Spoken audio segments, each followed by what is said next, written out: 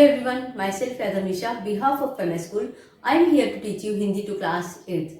In previous session, we learned part 1 of the chapter number 9, Mamta. Today I am going to start part 2 of this chapter. हमने देखा था पिछले अंक में रोहतास दुर्ग के जो मंत्री चूड़ामणि की एक इकलौती बेटी थी ममता, वो विधवा थी और मंत्री उनके यानी फ्यूचर को, उनके भविष्य को लेकर बहुत ही चिंतित थे। तो वो उसके लिए सोने के उपहार लेकर अपने सेवकों के साथ आते हैं, लेकिन ममता वो सोने के उपहार वापस कर देती है क्योंकि वो एक ब्राह्मणी थी और वो सोचती है कि भविष्य के लिए इतना आयोजन ठीक नहीं है। तभी दूसरे दिन जो पठान सैनिक वहाँ महिलाओं के वेश में आते हैं डोलियों में बैठकर और उस दुर्ग पर आक्रमण कर देते हैं और वहाँ के राजा रानी और कोष को हथिया लेते हैं और उस युद्ध में, उस यानी हाथापाई में जो चूड़ामणि है उनकी मृत्यु हो जाती है। ममता वहाँ से भाग निकलती है और सैनिक पूरे महल में ममता को ढूंढते हैं, लेकिन उनको वो ममता कहीं नहीं मिलती।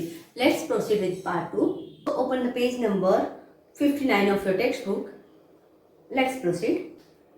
काशी के उत्तर में स्थित धर्मचक्र विहार मौर्य और गुप्त सम्राटों की कीर्ति का खंडर था। कीर्ति मीन्स फेम, खंडर means old building, dune building. तो वो एक खंडर था जो किसके समय में बनाया गया था? मौर्य गुप्त सम्राटों के समय में एक धर्मचक्र विहार था। ये एक तरह से खंडित शिखरों वाले भवन, तृण गुल्मों से ढके हुए प्राचीन और ईंटों के ढेर में बिखरी हुई भारतीय शिल्प की विभूति ग्रीष्म की चंद्रिका में स्वयं को शीतल कर रही थी। और ये ममता कहाँ जाकर आश्रय लेती? वो काशी के उत्तर में बना हुआ एक धर्मचक्र विहार मीन्स एक स्तूप था जो मौर्य और गुप्त राजाओं ने बनवाया हुआ था। उस खंडहर में जाकर वो आश्रय लेती और ये खंडहर घास और पत्तों से ढका हुआ था।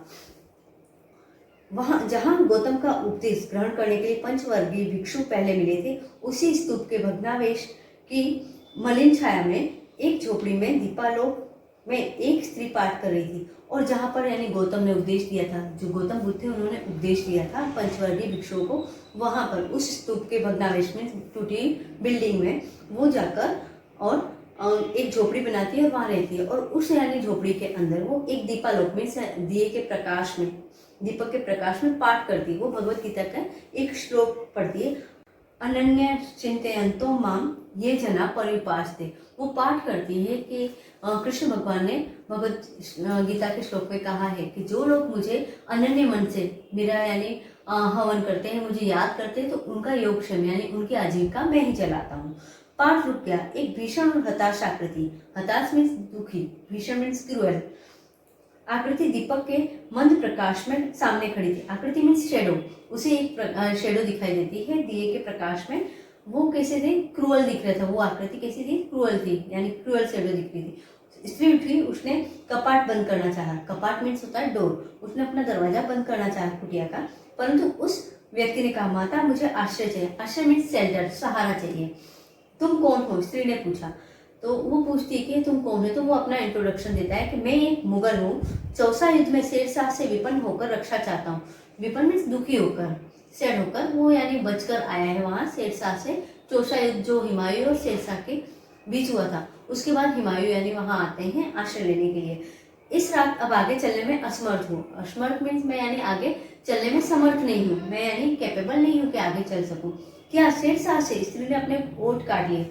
ओठ काट लेना यानी कि गुस्से से, क्रोध में आ जाना। और वो यानी गुस्से में कहती है, क्या शेरशाह से? हाँ माता, परंतु तुम भी वैसे ही क्रूर हो। वही भीषण रक्त की प्यास, वही निष्ठुर प्रतिबिंब तुम्हारे मुख पर भी है। सैनिक, मेरी कुटी में स्थान नहीं, जाओ कहीं दूसरा आश्रय खोज लो। और वो उस सैनिक से कहती है, यानी हुमायूं से कहती, उसे पता नहीं था कि ये पथिक मीन्स ये जो गेस्ट है वो कौन है? हुमायूं। और वो कहती है कि तुम भी उतने ही क्रूअल दिख रहे हो, तुम्हारे फेस पर भी वही यानी है ना क्रूअलिटी नजर आ रही है।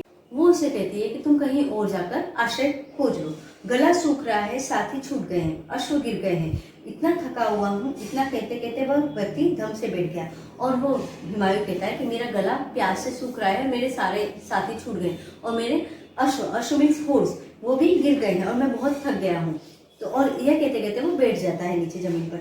उसके सामने पूरा ब्रह्मांड घूमने लगा। ब्रह्मांड मीन्स यूनिवर्स। उसके सामने यानी पूरा यूनिवर्स घूमता हो, यानी पूरी धरती घूमती हो, ऐसा उसे लगता है। स्त्री ने सोचा, यह विपत्ति कहाँ से है? विपत्ति मीन्स प्रॉब्लम, आफत। ये आफत कहाँ से है? उसने जल दिया। जल मीन वाटर। मुगल के प्राणों की रक्षा हुई। वह सोचने लगी, ये सब दया के पात्र नहीं, मेरे पिता का वध करने वाले आतताई, आतताई मीन्स क्रूअल। घृणा से उसका मन विरक्त हो गया। विरक्त मीन्स दुखी हो जाना, घृणा मीन्स नफरत, हेट। और उसको नफरत की वजह से उसका मन दुखी हो जाता है। वो कहती कि ये सब ऐसे ही यानी निष्ठुर हैं, ऐसे ही यानी क्रूर हैं, जिन्होंने मेरे यानी पिता का वध किया, और ये सारे दया के पात्र नहीं हैं, इन पर दया नहीं करनी चाहिए।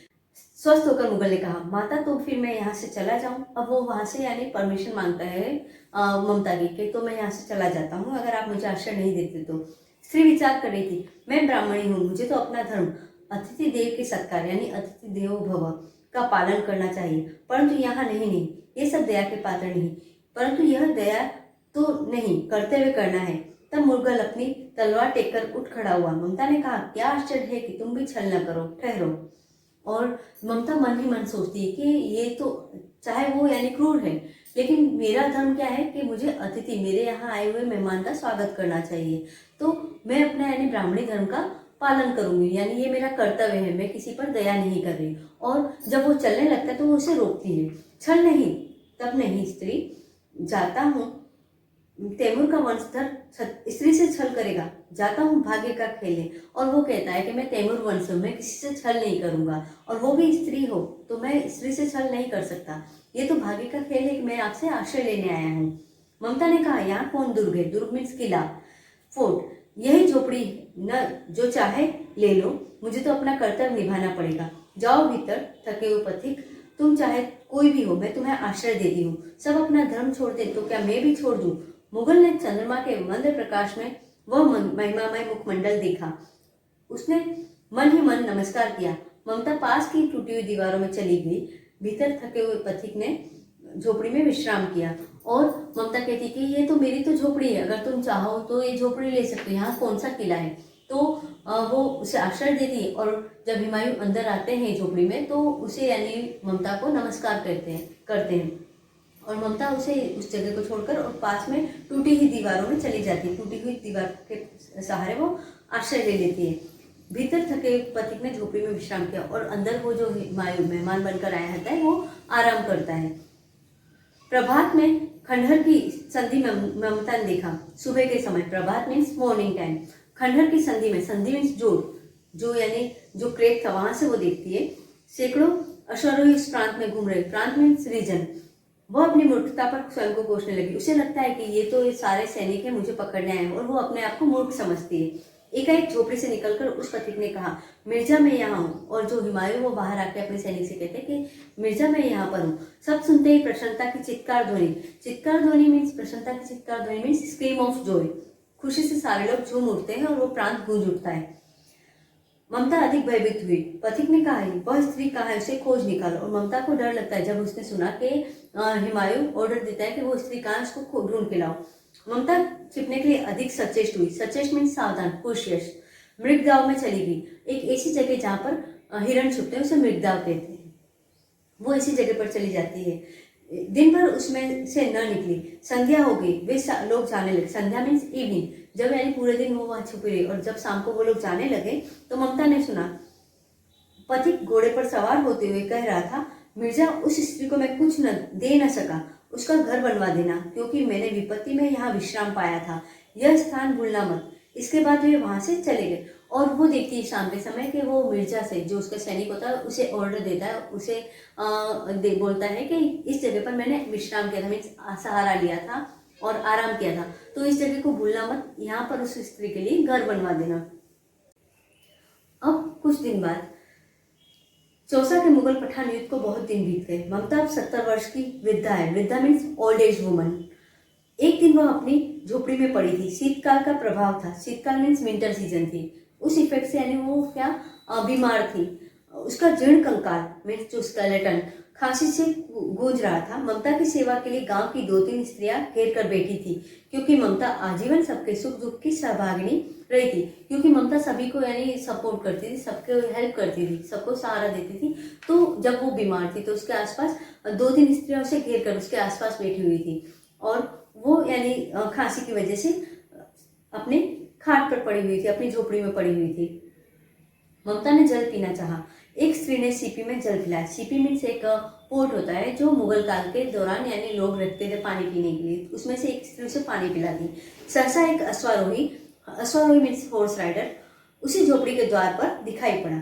वह अपनी धुन में कहने लगा, वो हॉर्स राइडर वहां आता है और कहने लगा, मिर्जा ने जो चित्र बनाकर दिया है वह तो इसी जगह का होना चाहिए। वो अपने आप में कहता है कि मिर्जा जो सैनिक थे हुमायूं के, उन्होंने जो चित्र बनाकर दिया वो इसी जगह का होना चाहिए। वह गुड़िया मर गई होगी। अब किससे पूछूं कि एक दिन शहंशाह हुमायूं किस छप्पर के नीचे बैठे थे। छप्पर मीन्स रूफ, कौन सी जगह यानी हुमायूं ने आश्रय लिया था, ये मैं अब किससे पूछूं, क्योंकि ये इतनी पुरानी बात होगी कि अब तो वो गुड़िया भी मर चुकी होगी। यह घटना भी तो 47 वर्ष से ऊपर की हुई, और ये घटना जब यानी हुमायूं ने आश्रय लिया था तो उसे 47 वर्ष मीन्स 47 ईयर्स कंप्लीट हो चुके थे।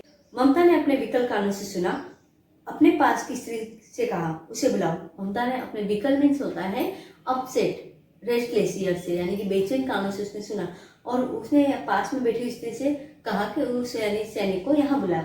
अश्वारोही पास आया। ममता ने रुक रुक कर कहा, मैं नहीं जानती कि वह शहंशाह था या साधारण मुगल, पर उस दिन इसी झोपड़ी के नीचे वह रहा, और वो बताती कि मुझे ये पता नहीं था कि ये शहंशाह थे या साधारण कोई मुगल सैनिक था, लेकिन वो इसी झोपड़ी में रहे थे। मैंने सुना था कि वह मेरा घर बनवाने की आज्ञा दे चुका था, और मैंने ये सुना था उस समय कि उस यानी शहंशाह ने या उस मुगल ने अपने सैनिक को आज्ञा दी थी यहाँ पर मेरा घर बनवाने की। भगवान ने सुन लिया, आज मैं इसे छोड़े जाती हूँ। अब तुम इसका मकान बनाओ या महल, मैं अपने चीर विश्राम गृह में जाती हूँ। चीर विश्राम गृह मीन्स स्वर्ग की तरफ, हेवन। और वो कहती कि अब तुम यहाँ महल बनाओ या घर, लेकिन मैं अब यानी रेस्ट करने मीन्स अब मैं अंतिम यात्रा पर जा रही हूँ स्वर्ग की ओर। बुढ़िया के प्राण पखेरु उड़ गए। प्राण पखेरु उड़ जाना यानी मर जाना, वो मर गई, उसकी डेथ हो गई। वह अश्वारोही अवाक खड़ा रह गया, और वो अश्वारोही मीन्स जो घोड़े पर सवार होकर जो हॉर्स राइडर आया था वो वहां खड़ा रह गया स्पीचलेस। वहां एक अष्टकोण मंदिर बना और उस पर शिलालेख लगाया गया, और जो हुमायूं राजा उन्होंने आश्रय लिया था वहां पर ये अष्टकोण मंदिर बनाया गया, और उस पर एक शिलालेख मीन्स एक स्टोन कार्विंग लगाई गई एक पिलर पर। सातों देश के नरेश हुमायूं ने एक दिन यहाँ विश्राम किया था। उनके पुत्र अकबर ने उनकी स्मृति में यह विशाल गगनचुंबी मंदिर बनवाया, पर उसमें ममता का कहीं नाम न था। और यहाँ पर अकबर की यानी परमिशन से अकबर ने ये मंदिर बनवाया था। वहाँ सातों देश के राजा हुमायूं और उनके बेटे का नाम लिखा था, लेकिन ममता का कहीं भी नाम का जिक्र भी नहीं था। I hope you understood this chapter. I will send PDF of this chapter in our WhatsApp group, and we will meet soon in our online session to solve your doubts and queries. Thank you and have a nice day.